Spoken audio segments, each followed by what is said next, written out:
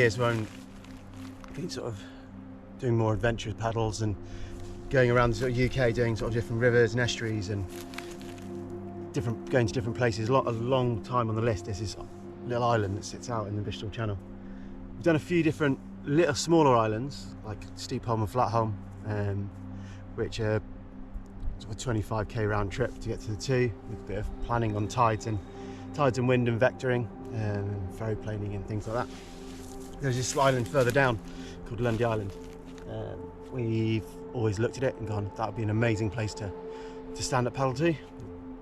Fiona Quinn, I believe, when she did her Land's End John O'Groats on paddleboard, stopped off on Lundy Island, but she did it with coming across a bigger vector to cut a big corner basically, which is a very good idea to do. Because she was going further across open water, she had a support boat, so it's been definitely paddled to with a support boat, but unsupported I don't think it's been done. It's not overly far, it's like 35k from Lee Bay, which is further up the Bristol Channel. So yeah, that's the journey we took. There's two journeys you can go from Hartland Quay, which is behind the landing point at the moment, or Lee Bay, which is further up the coast.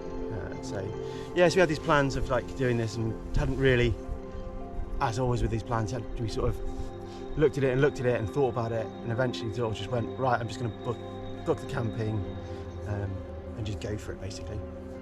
See what happened.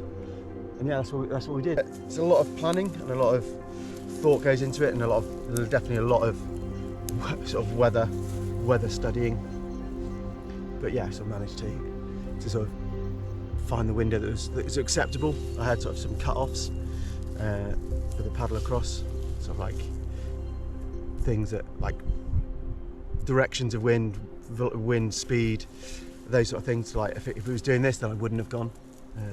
The forecast was slightly over those parameters I had set, but in those parameters the wind was going exactly the right direction for in a stable way and for multiple days. It wasn't all over the place, it was just like east northeast for quite a few days continuously, which was perfect for our needs really. We had to vector a little bit, had to head into the channel a little bit more, to head northwest for a bit, so we got downwind of the island so we wouldn't miss it. Missing it wouldn't be ideal. Go with the spring tide because it gives you the most assistance basically. It just pushes you along at the best speed. I think on the paddle over we were sort of sat at about 10k an hour for quite a lot of it, but only putting in probably 6k an hour's actual effort. I think at one point we stopped for a quick drink and we were still going at 5-6k an hour, just sat on the boards. That was tide and wind assistance. So yeah, it was a good crossing, really planned well. So here we are, 10k in. I'm just going to stop for a swim because it's 8:20 in the morning and it's really hot. Just over here, don't know if they'll jump again. There's two dolphins just playing around. I've just gone a bit further away, you won't see them on the GoPro, but they're out there, directly sort of towards the headland there. Yeah, little baby ones, little small ones, so probably more porpoisey than dolphiny. That's good. How's it been going, Johnny? Yes, it's good. A little bit drippy. Bit drippy, yeah. We're a bit warm. It's 8:30 in the morning. It's probably like 25 degrees at the moment. There's a bit of breeze, which is good. So we've got to go across the current and the wind at the moment. So yeah, we're basically mainly paddling on our left-hand side. And that's all good, not a problem. The bumps are starting to join a little bit, so they're starting to pick up. Classic GoPro, you probably can't see how bumpy it is, but it's not bumpy really, but every now and again I get something you can jump on, comes along, you zoom along for 5 meters and then another 20 minutes of nothing, but they're slowly building. The wind's going to build during the day, so yeah, should be good I think. Lundy Island's over there. Woo! Johnny's swimming. Yeah, Lundy Island's just there. I'd read loads of stuff that you couldn't see it when you set off from Ilfracombe, but we went on the corner and went, oh, there's Lundy. But we're not actually paddling towards it. We're, although it's obviously there, we're actually paddling over there to sort of stay up. We'll get as much upwind and up current of it as possible, so we can surf into the beach and look like true champions. So we're about halfway. We're at 16k, about 16k at the moment. Just stopped to check on technologies, make sure we're on the right course. And we're just looking at the thing. We're currently sat down doing nothing. Johnny sending smoke signals to, don't know who, somebody, dolphins. But we are also going 6k an hour, sat, doing absolutely nothing. We paddle from over there, somewhere on the Lundy bit, which is good. And then just the other side of Johnny, that bit-ish, I think, is Lundy Island. Yeah, pretty good. We've done 23 kilometres at the moment, so another sort of 10 to 12 kilometres to go. Again, bumps are still sort of coming through, and some really good ones. Typically when we're sat here now, they're not here, but yeah, some really nice ones, which is good.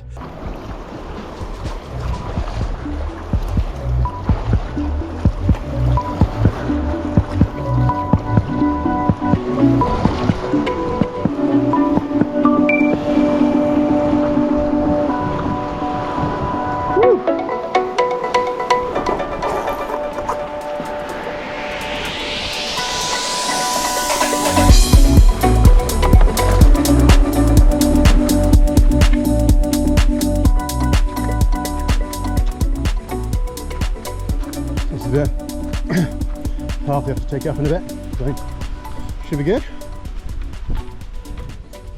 Definitely not in the brochure.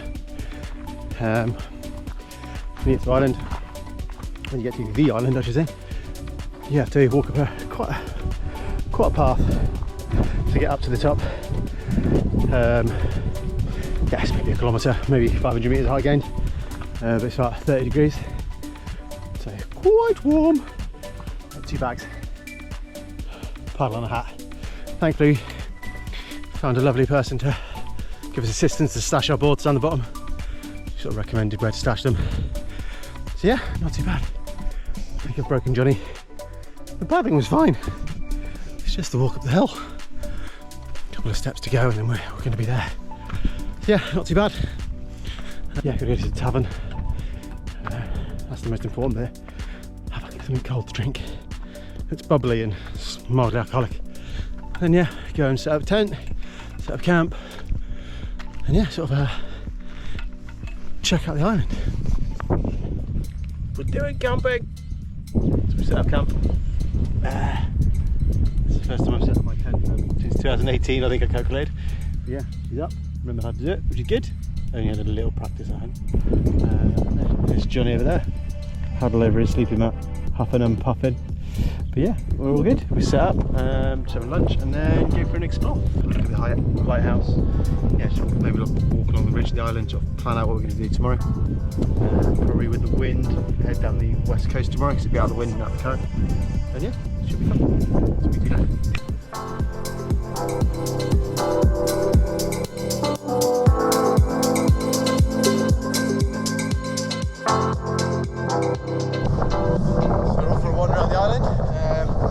Main mission is to look at the race on the northern end, sort of see how paddleable it is. It's supposed to be an inland passageway.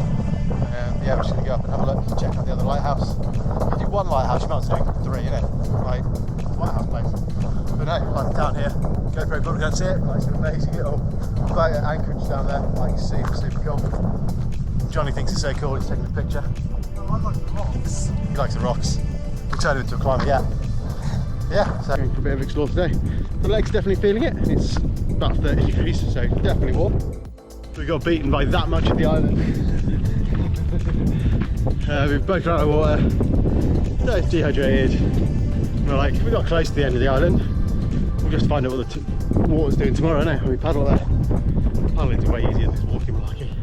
So the planning stage for this trip was critical. The 2 main apps I used were Windy, which I use for all my sort of sea-based activities. Really, it's really good. You can set different parameters of different weather models you want to look at, rather than sort of a lot of weather forecasts are just a set weather model. This one you can change around quite a lot to get loads of different weather models, so you can sort of tailor it to A, your activity, and B, sort of where you are. Obviously different places in the world there'll be a local weather model which will work better for you than other ones, so it's not just generic, I'm going to go here and use this model. Sort of So that's quite good, windy. And the other one was Savinavi, which is invaluable because it's a marine navigational tool. So it's the way they do their weather. You don't necessarily choose the weather, you use a separate weather system, and they mix basically all those models together and give you the most accurate result for that location.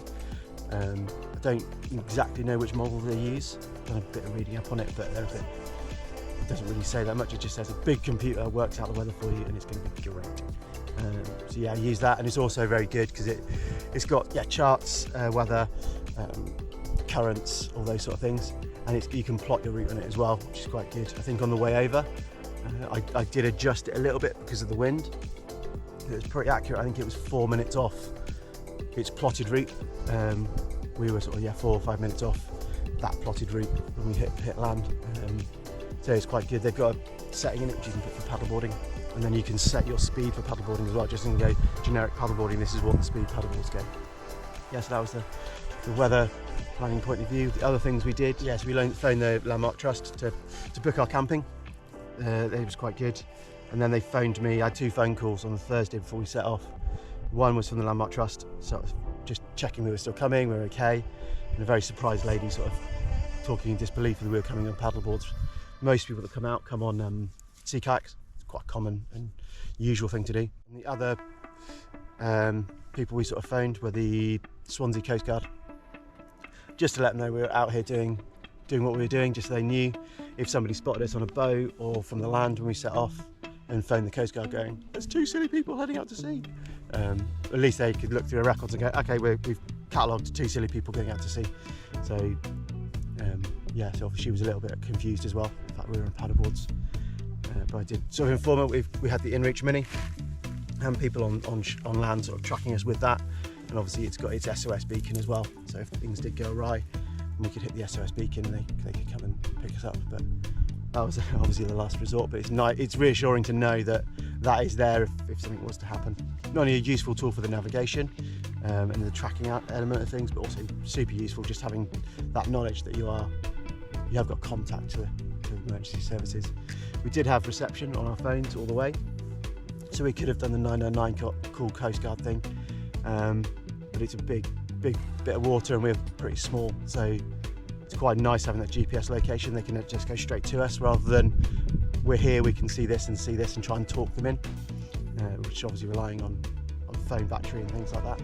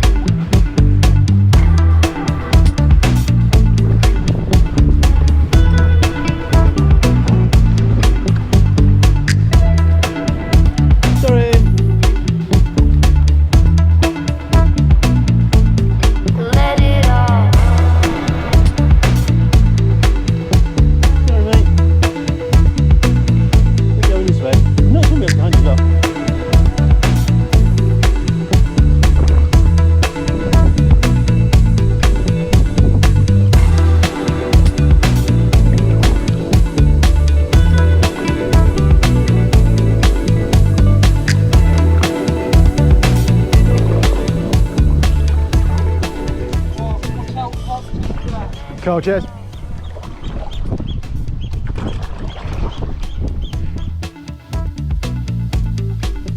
Here's our little home for the week.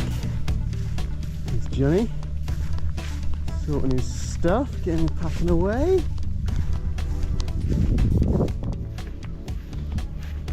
Very jealous of Johnny's big Agnes tent.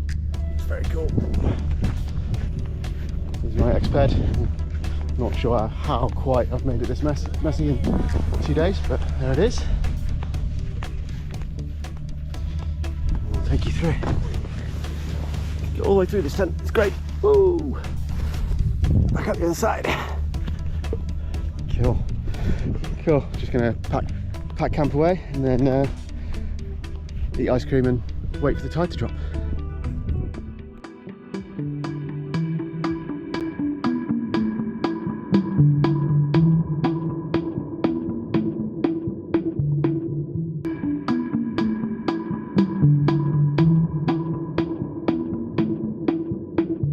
I'll just talk you through what we've got packed on this trip. I'll break it down into sort of camping gear and then into paddling gear. So yeah, we got a nice lightweight tent. This is the Exped Mira 2, super lightweight, which is really nice. It's about just over a kilo, so that's really good. Followed by sleeping stuff. I've got an Exped mat technology. This is the Nomad R1. It's not very good insulation, but nice and lightweight. It's about 400 grams. In there as well, I've got an air pillow as well, which is quite cool, just to make it comfy. I've also got Exped. I've got a sleeping bag. It's just snug pack, 2-season. Just sat inside next to the dry bag. And then I've got a down jacket, just a Sportiva down jacket. Pretty much goes on every trip I ever go on. Even if I don't wear it, it's a brilliant sort of secondary pillow, which is really good. Important equipment. A book in the dry bag. Another important equipment. This is our first aid kit. Just sort of general first aid kit. It's not super comprehensive, but it's pretty good. First aid kit. We've got our cooking gear. In there, I've got the most important thing: AeroPress, stove, bowls and plates. We've got pots and pans here as well, and a burner in there, which is Optimus, which is really good gear, super lightweight. It's also got a heat transfer ring on the bottom, so it sort of boils super fast. Then we've got all the technology stuff like battery chargers, batteries, all the stuff that modern life lives with, and also backup stuff for the GoPro. I've got 2 dry bags that everything gets packed into. All the camping stuff I don't need for the day goes into the big one, and then all the stuff I might need during the day is in the smaller one, goes in the front of the board. And the board as well, not needed with these weather conditions and these forecasts, but it was too small not to bring, so I bought a dry suit as well, just in case of emergencies. A lot of stuff goes into all these dry bags, 35 litre dry bag. That goes inside. The important stuff like camping stuff goes in a dry bag, in a dry bag, in a dry bag. Not super critical on the way home, but definitely on the way out. We've got a food bag. No empty, didn't bring much with us on the island. There's a pub and a shop, so we didn't really need to bring much food with us, just bought a bit of emergency stuff. So that's all the camping gear and stuff. Paddling gear, sun hat. This is the kind one, it's quite good, it's got a good rim on it, so it sort of, when it gets wet, it doesn't flop in your face.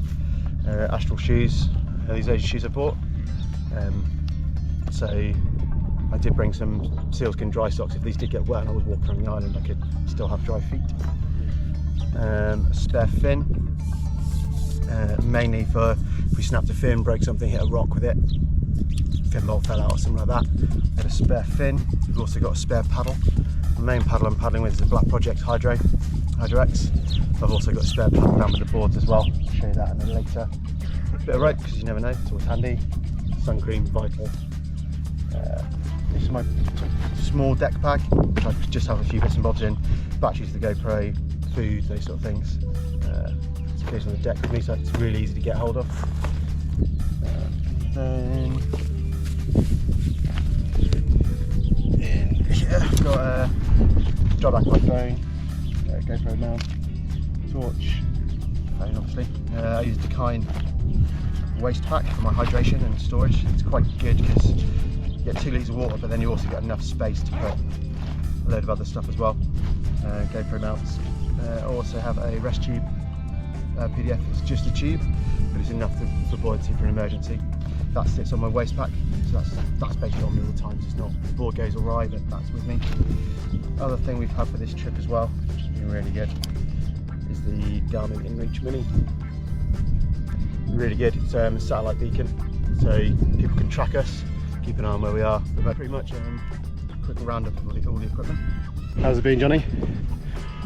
Camping on Lundy Island? It's been good. Just gonna wander down the hill. pretend that flag's not going against us, and we'll be good to go. Here we are, slightly easier. Here we are, slightly easier walk off the island than onto it. Still nicely loaded, front and back. Yeah, here we go.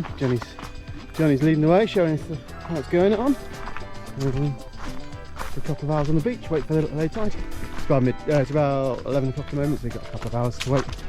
We'll just be like beach people, lounging on the beach.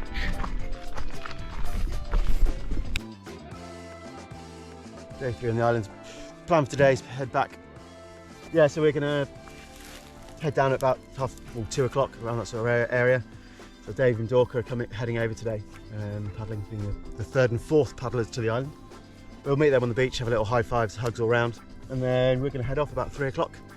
So at that point the tide should just be full, just on the turn. So we should then zoom back towards Bull Point is our target, and then Lee Bay is just behind that. So we'll head over to there and sort of aim for Lee Bay. The way back is a little bit more reassuring in the safety side of things.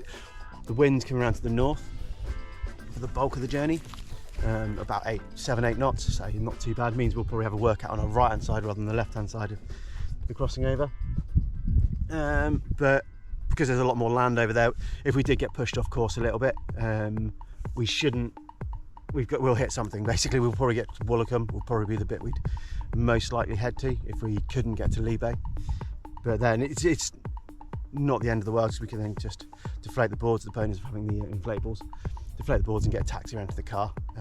Far from ideal, but it is possible, so it's not too bad. So from a safety point of view, it's a lot harder to miss sort of North Devon than Lundy on the way out.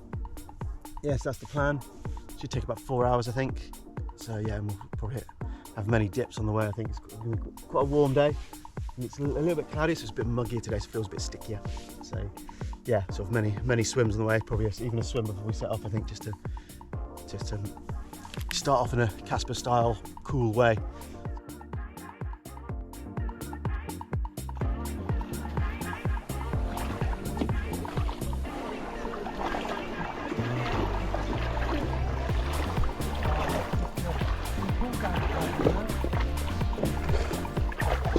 That's why we're selling it, aren't we, Johnny? The cool down.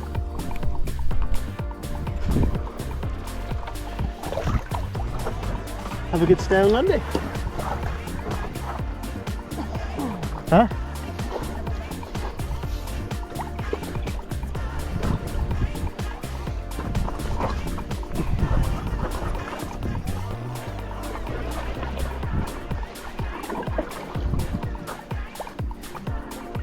Oh, it's a bit choppy, Johnny. I don't think it's for me. Yeah.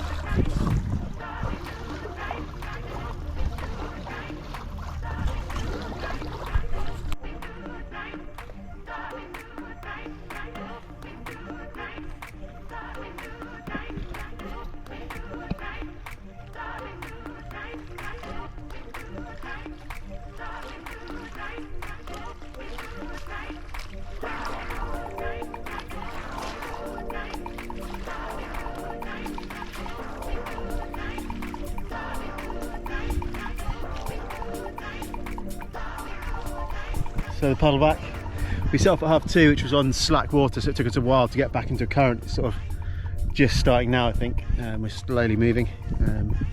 Yeah, it's a bit of a headwind as well, so it's just it's gonna be a grind of a paddle today.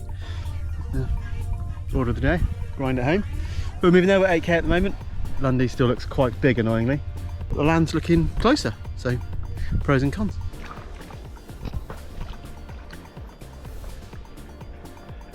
Bit of an entertaining one. Yeah, it was quite interesting. Just we had this weird north wind, so we were trying to stay out. I didn't want to get blown south of Mort Point, so we were a little bit too far out, so we had to ferry glide across the race, kilometre, maybe kilometre and a half. Quite good fun. Annoyingly, the bit I found the most fun in a hill paddle, but it's like, will we crash into land? Will we not? I don't know.